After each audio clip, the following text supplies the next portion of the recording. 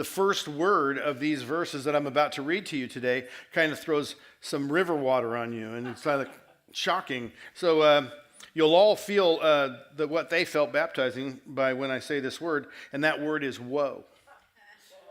And then he says it woe and woe and woe and woe. He says it a bunch of times, and I have found out that that is not a good word to have for you, for me.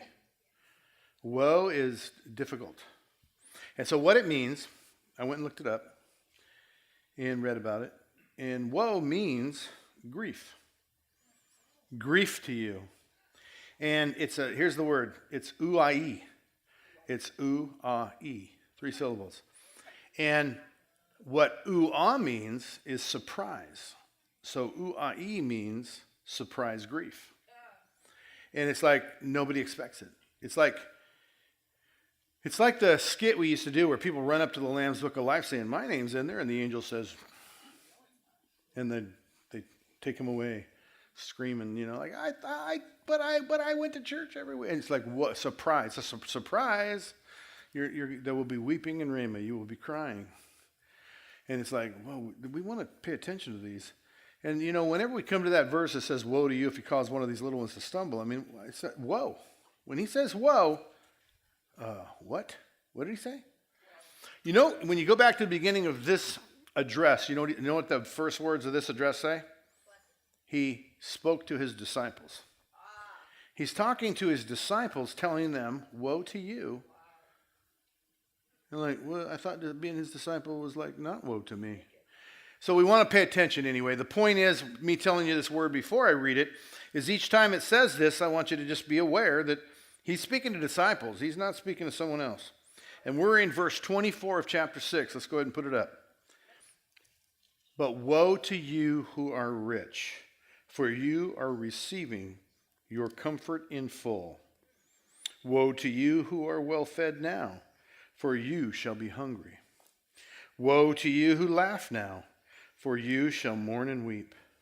And woe to you when all men speak well of you, for their fathers used to treat the false prophets in the same way. And it's like, let me recap for you, okay? I just kind of like paint a picture of recap for you. What he said was, woe to you who are rich. Woe to you who are well fed. Woe to you who laugh. And woe to you when men speak well of you. Well, wait a minute. I want all of those things. I want them a lot. I have actually used up, I have so much time on earth, and I've used up a pretty fair portion seeking after these very things. And I've had these very things. I've achieved these very things. And he's saying, whoa. What does he mean? This hunger is not necessarily about food. It's about an aching desire that can never be satisfied. It's like, whoa. Surprise grief to the people who are this is what you're after. Now, he said, if you're after those things, then you've already received your reward. You won't get one later. And later, you'll be hungry. And later, you'll mourn and weep. That's what he just said. Woe to you if you're rich, well-fed, laugh, and men speak well of you. You've received your reward. You will be hungry. What it means is you received your reward and you'll get no more. You will be hungry and you will mourn and weep. And I'm like, someone was crying after the first service because they got caught up in this feeling that you can feel when you read it that way. Like, we're doomed. Because that's what I want. I got to tell you, I've been rich and I've been poor. And in every choice, even today, offer it to me today. I want more. Yeah, I want riches. And I want to be comforted. And I want to laugh. And I want people to talk good of me. I want people to say good things about me. I do. And it's like, what do I do? It's like, what do I do with that? It's kind of a trap. My first job, I went out, and the guy paid me $1.10 an hour. Not my first job. My first job in construction. I did wash dishes once for $1.35 an hour, And this guy paid me $1.10 an hour because I knew nothing. I basically carried wood, redwood. We built lots of decks and gazebos. But I only worked for him for a short time because of this story. So he's paying me $1.10 an hour, paydays in 2 weeks. And we work about 50 hours a week. So that's 100 hours at $1.10 an hour. I'll get $110, $55 a week. And he takes us out to lunch every day, and he insists. I said, well, I can bring my own lunch, and I'll sit here and wait for you guys to come back. Nope. To work for him, you must go to lunch with him. And he always picks up the tab. So wait a minute, man. I'm not just getting $1.10 an hour. I'm getting lunch also, which is, in those days, a hamburger deluxe is French fries, lettuce, tomato, onion on a hamburger. And at most cafes, and it's just under $2, like $1.90, $1.80, $1.65 in cheap places. But if you get a drink and, drinks for 30 or 40 cents, and by the time you tip, you can figure somewhere near $3, just shy of $3 a day. And so I'm making an extra $3 a day on $1.10 an hour. So that's pretty good wages, right? So it comes to payday, and I'm making at least more than I made dishwashing now because he's paying for lunch. Well, come payday, I find out he's not paying for lunch. He's deducting it from the $1.10. So he hands me, and so I'm doing the math in my head. And listen, if you know me, I'm pretty fast with math in my head. He hands me $10. It's $100 for lunch. 10 times 3 is only 30. And it's like, I'm being ripped off. I mean, that $10 did buy more than 20 gallons of gas, and my 63 Catalina with the 450 engine, at least I could fill it with gas and drive all week at 10 miles a gallon, but $10 would do that, but nothing else. I have no money. And I'm trying to figure out, wait, how does that add up? And if you ask, he's offended, so of course I quit. He must have stole $70. I was 18 years old. I was hothead, but I mean, it's like, I can do the math. That doesn't add up. You should have been giving me a lot more money. Anyway, so you can see I was taken advantage of. My next job was $3.50 an hour because I wanted more. So I went to the next guy. Now I have some tools. I can at least carry the lumber. I know how to carry it. And so the next guy pays me $3.50 an hour, starts to teach me more.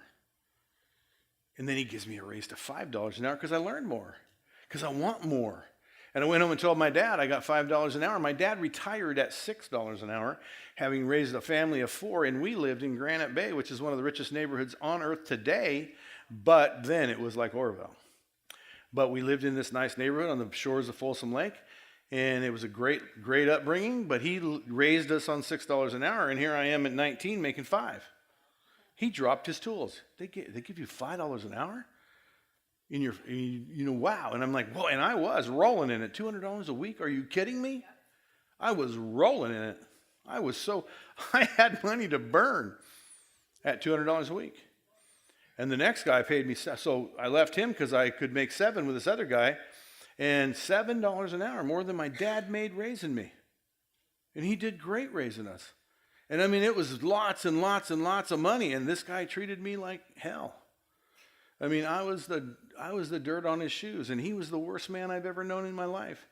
He was crude, rude, and socially unacceptable all the way across the board, but I saw that he had a pattern. He had a system of construction that was so good. He never said my name once in the 2 years I worked for him. Only reason I knew he knew my name, he wrote it on my check. Paid me $7 an hour, never gave me a raise. And everything was a race. And we built houses. We built frame to house every 8 days. And I said, this is a phenomenal system. Nobody around us could do this. And I said, it's worth being called this dirty name. I can't say in church. He called me a dirty name. That was his name for me. He'd go, hey, Tommy, Doug, and blank. You take the blank and go do this. And I'm like, I'm not blank. I'm Steve. Anyway. But $7 an hour, people. I mean, big money. I want more. And I'm like the richest guy living in the commune. I'm the biggest guy around. I buy everybody dinner every day and still have money left at $7 an hour. Man, I was rich. My car never ran out of gas. I was never short at $7 an hour. It's a lot of money. But he treated so bad. But I could see I can make a lot more than $7 an hour. I learned what this man has. And so he fired me for being a youth pastor. He hated Christians. And he fired me for being a youth pastor. I got to go to this camp, man. You go, you're fired. And I said, I told you a year in advance. Anyway, so he fired me because he's socially unacceptable. He's rude. But I had his system. Next guy paid me $8. And what he told me was, I can't pay anyone $8. And I said, I'll work for you for free until noon. And if you think I'm worth $8, you pay me. And if not, we shake hands. Come 20 minutes later, he says, you got your $8. And would you train my crew in this system? And we became fabulous. And I went way past that. I was 14, 15. I think it was $13.85 the day I moved to Spokane to marry Vicky. I was at $13.85 an hour, but I was hungry. I want more. I'm a youth pastor making $13.85 an hour. I could take my whole youth group out for ice cream and pay for them. I mean, it was like I had money to burn. I want more. Then one day, we started our business. I decided not to work for other people, and I went into business. And you don't know whether you're making money or not. You're paying so many. My actual workman's comp bill per quarter was over $100,000. In 1989, I don't know, 80, whatever it was crazy. $100,000. You don't know if you're making money. They're taking so much. All this money's coming in and all this money's going out, and you don't know what's going on. And it takes quite a few months, almost a year, to know where you fit, because there's so much roll of cash. And you're framing hundreds of houses with 60 guys, and we're doing payroll on our table. We're not using accountants, and it's crazy. It's marital suicide to try to go through tax books and say, okay, this guy's pay this week is $600, and you go through and this is his tax, and subtract it and make out the check by hand, and there's 60 payroll checks, and we're going crazy in our living room, in our kitchen, trying to make out payroll. Why did we do all this? Why did we put up with this guy calling us names? Why did we keep going? Because we want more. Why? Because we want to be rich. We want to be well fed. We've been the poor. We were the poor youth pastor in Spokane. We've made nothing and lived on nothing and scraped and scratched. And she couponed like you've never seen anyone coupon in your life. She was the master of couponing just to make our dollar go further. And I worked for that guy after the $13.85 for $6 an hour for 5 years. We wanted more. And we built this business. And one day I came home from the bank, and finally the accounting came clear. I had paid all my accounts receivable. I had paid everybody. I was owed a fortune. I had all my accounts that were owed to me and would be paid on next Thursday. And I looked at it. Then I looked at the balance. I ran home to Vicky and said, it worked. We could take right now from what's in the reserve and fill the bed of my truck with $100 bills and fill it up. We have so much money in that account. We're rich. It's what we tried to be. We were still living in a rental for $300 a month, $350 a month. Someone else's house. I started buying land all over. I bought land in Oroville. I made a mistake and bought land in Oroville. No, I didn't. That was not a mistake. I followed the Holy Spirit.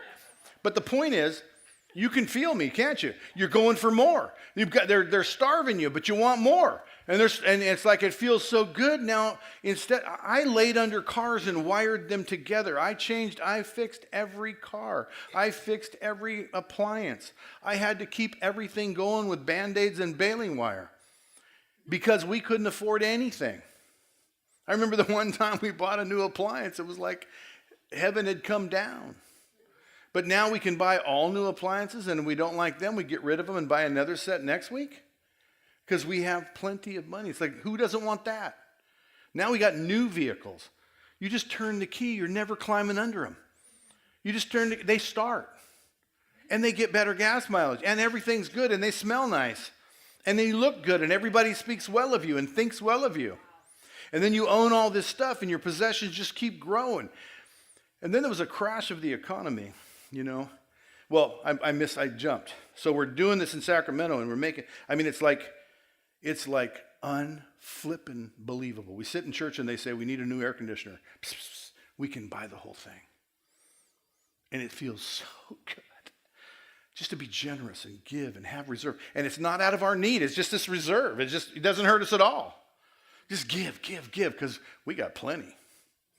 And it's this weird feeling of starting to, now I'm important because my business worked, because my hard work paid off, because I know.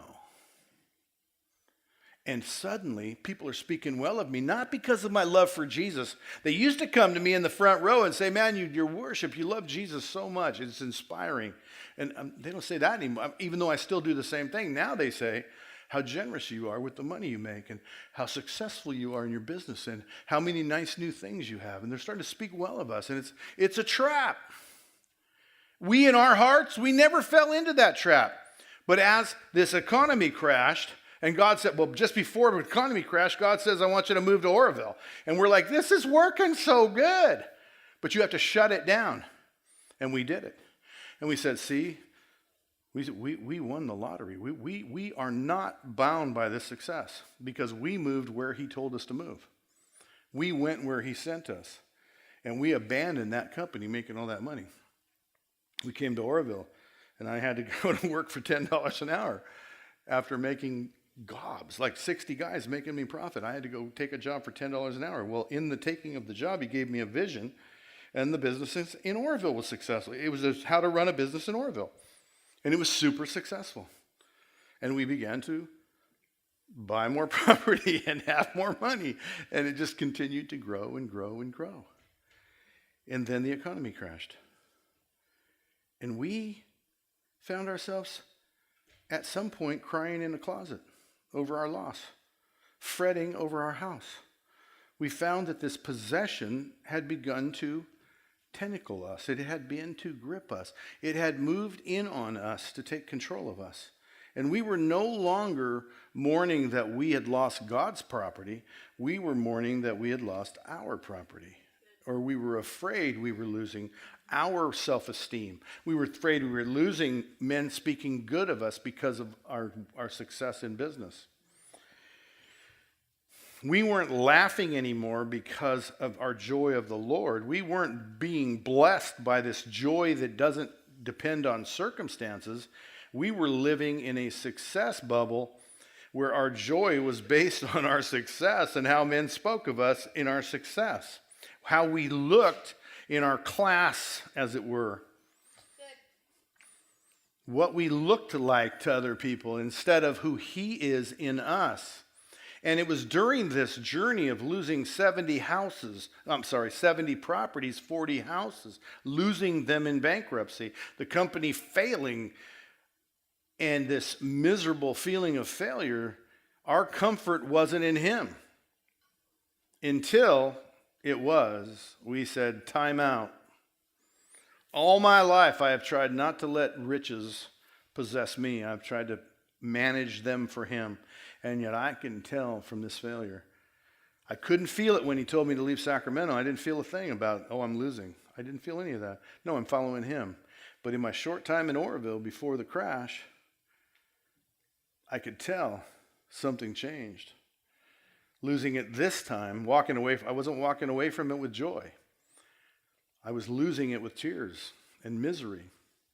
And to see his hand in my life, where he gently said, whose houses are you losing? Oh, that's true. They're your houses. You can lose them, but you can let them have them. And I woke up to the fact that I'm falling prey to this woe. There's going to be surprise grief in my life if I continue to let men's opinion be about my success, men's opinion be about what I own and don't own, what my opinion of who I am be about my success in business. He gave me this. I've always been able to make money. I can always win the race. I can always, but whose talents am I investing, mine or his? Whose return is it? Whose glory is it for? And in my life, I'm saying mine, but it's ours. She's been with me every step. Never have we been out of step with each other on this journey. We have tried so hard to not be possessed by our possessions, but to be managers of his possessions since we gave our life to him. And yet, how seductive this wealth is that we just worked our butts off She stayed home and took care of 4 kids while I went out and did this business, and we built a life that was awesome, and we took all the credit for it, and you could see it. The tentacles began to grip us, and we broke free quickly. We were still generous. We were still giving all the time, but we were taking credit. And we were feeling it, this our, my, until our house was on the chopping block. Our own personal residence was going to the sheriff's sale. And we're like, we got this wrong. We ended up crying in closets and whining over possession. When God came through and we said, wait a minute, we need to forgive. We need to forgive. We need to bless. We need to give mercy and grace. We need to get back to our roots of this is all his. He can have it. It's his house. He can take it. He can give it to the bank, give it to you, give it to me. It's his. And immediately our house was rescued from the steps by a good friend, the very same guy that holds the note on this building, came and rescued me, and it was such a miracle. I can't tell the whole story. I don't have time, but it was a 11th hour miracle. And it wasn't about saving the house.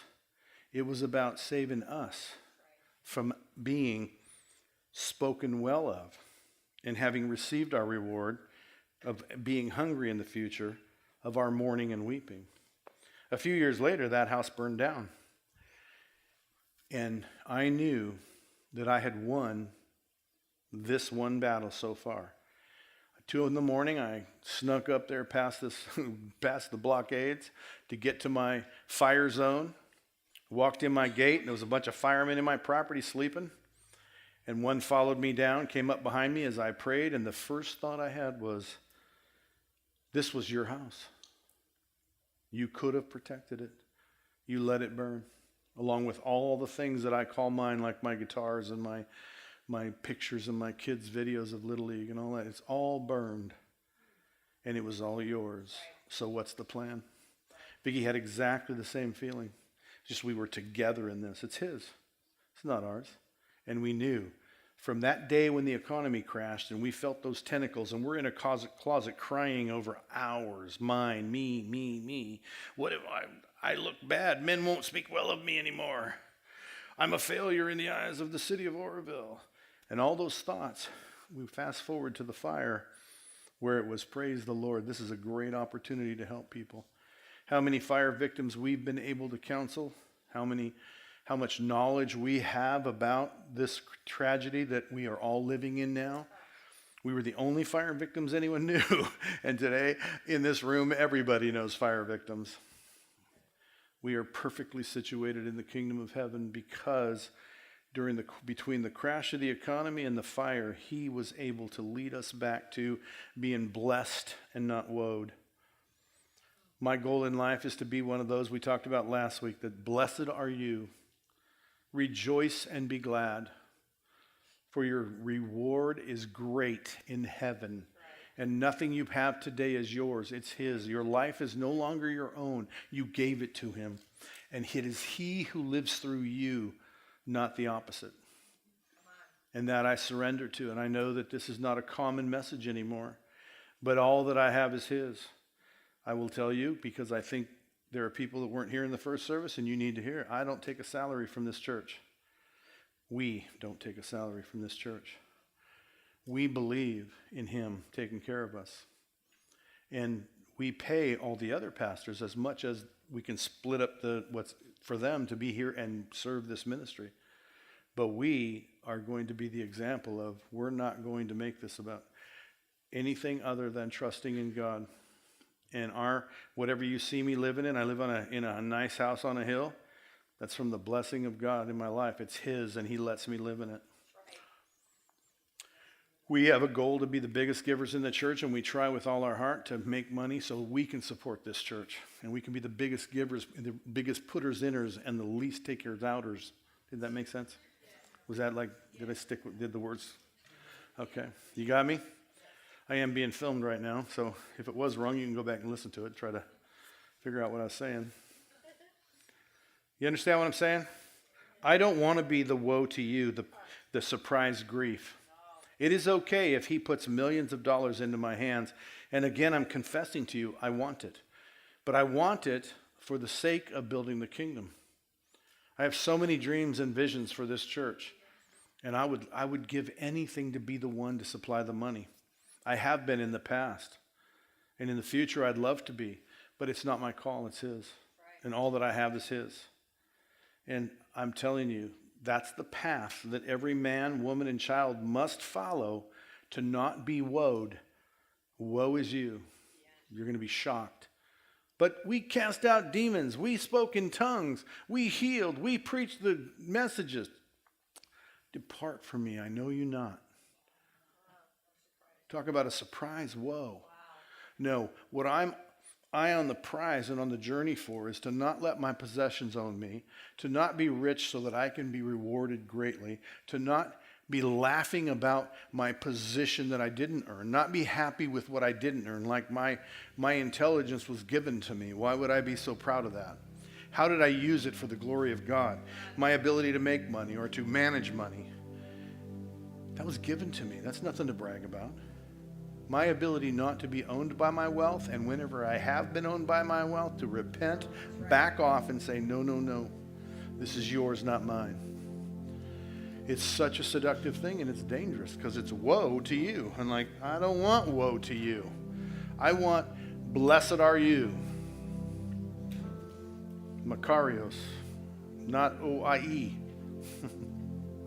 I want Makarios. Blessed are you. And great is your reward in the kingdom of heaven. Rejoice and be glad. I mean, that's what I want. How about you? And it's so seductive. I wasn't aware, until the economy crashed, I wasn't aware that it gripped me. I didn't know that I had led her into the same trap. I didn't know that I was teaching my children to trust in our wealth. I didn't know I was doing that until it crashed. And then I realized, oh man, I feel the tentacles. The last time there were no tentacles, now there are. What happened, man? I was doing so good, but then I let it own me. I let it control me. And he woke me up because he loves me. He woke me up because he loves me and made me see, you're going the wrong way, boy. I said, yes, sir, I'm backing off. Save my house or don't save my house. I'm with you. In life and death, I've had to say that with death. Let there be death or let there be life, but either way, I'm following you. Though you slay me, yet will I love you. I'm with you through the valley of the shadow of death. I will fear no evil, for you are with me. I will be poor, I will be rich, and in either case, my life belongs to you. For my reward will be great in heaven, and the words I hear will not be depart from me. They will be enter into my rest, the rest created for you. For I have prepared a place for you, my good and faithful servant, my good and faithful son. Enter in with me. That's what I want to hear. Not woe to you. Ouch. Do you hear me? Can you feel it? Would you just close your eyes and bow your heads and feel the presence of the Holy Spirit? He's with us. It's a powerful force because this is the world system. This is what the sower of the seeds was talking about, what this parable was talking about when it said the deceit of wealth came up and choked out life. I have been there where life was being choked out. I have been there where I've been cheated. I've been maligned, called names. I have constantly looked to progress in the kingdom of heaven, but I've also sought wealth because comfort seems to be better. But he says, look out. It'll get a grip on you. And you need to get a grip on it. Thanks for watching the Father's House Orville YouTube channel, but don't stop there. We'd love you to subscribe to our channel so that you never miss a live service or a video. Help us spread the message of Jesus by sharing this video with your friends. You can also support the Father's House financially by clicking the Give button. Thanks again for watching today, and we hope to see you again soon.